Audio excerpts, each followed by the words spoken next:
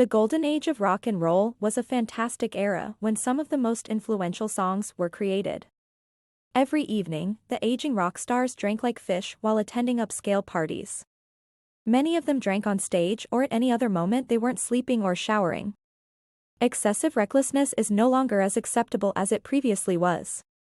That's not to suggest there aren't band members with drinking problems, but in the past, those people would have been labeled as entertaining rather than troublesome.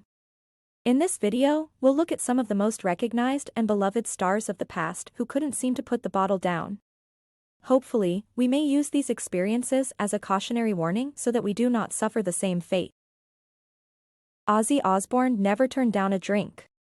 Some of the most unbelievable rock legends ever are about Ozzy Osbourne, but most of them are actually true.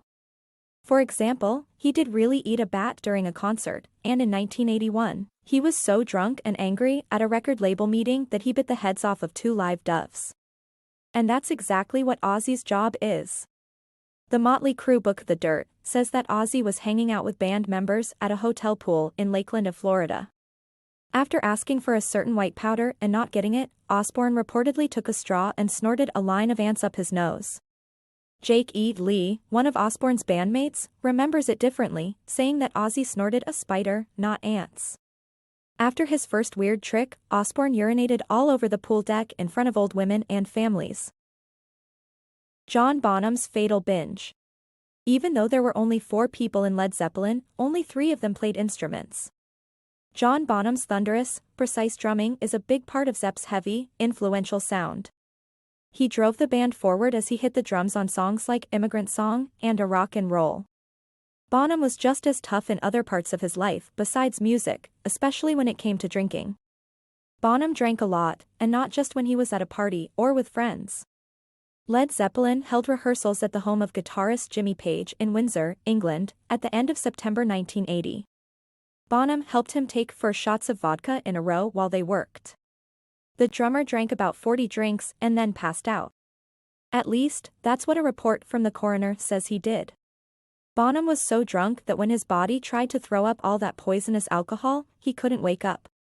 He choked on his own vomit and died. Aerosmith was too high to get down. Steven Tyler and Joe Perry, who are the brains behind Aerosmith, are known as the Toxic Twins because they like to use illegal substances, wreck hotel rooms, and fight with each other a lot.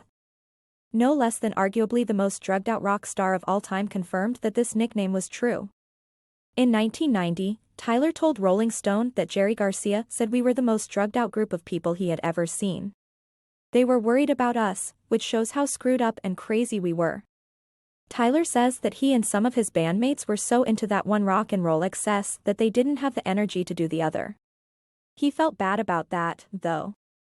He said, "I'm still sad that I didn't have as much sex as I could have in the 1970s.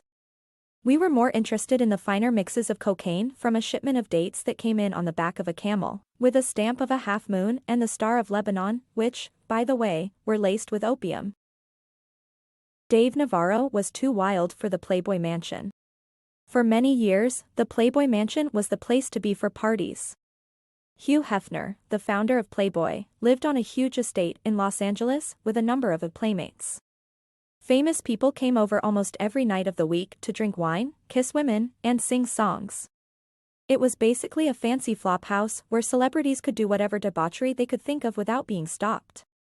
Dave Navarro, who plays guitar for Jane's Addiction and the Red Hot Chili Peppers, found some things that were too much, even for the unofficial anything goes policy of the Playboy Mansion. The guitarist wrote a book in 2004 called Don't Try This at Home, A Year in the Life of Dave Navarro. It was about his life from 1998 to 1999. There, Navarro wrote about a trip she took with 3 women to the Playboy Mansion's orgy room, which seems to be a room just for that. While the women took off their clothes and did sexual things, Navarro prepared and injected a dose of heroin. Navarro tried to write on the wall with the blood that ran back into his trusted syringe. Even though Navarro says he had cleaned it off, he was still kicked out of the Playboy Mansion and told he could never go back. It's time to go, Billy Idol. In the early 1980s, British rocker Billy Idol made punk popular. Well, he came from a punk background, and his pop rock songs, Dancing with Myself and A Rebel Yell, had a punk feel to them. But his spiked and bleached hair, leather jacket, and constant sneer made him the perfect punk. Idol may have been a punk in the 1980s, but he partied like an arena rock singer from the early 1970s. Led Zeppelin and The Who are well known for trashing hotel rooms, but Idol ruined the penthouse suite of the Oriental, a fancy hotel in Bangkok, Thailand. In 1989, he moved into the palatial quarters. He stayed there for 3 weeks and wouldn't leave. The whole time was one long party with women, drugs, and alcohol. It got so bad that the people in charge at Oriental told him to leave, but he refused. So, they called in members of the local military, who shot him with a tranquilizer dart and carried him out on a stretcher. When everything was over, Idol got a bill for $250,000 in damages, and probably a couple of things from the minibar.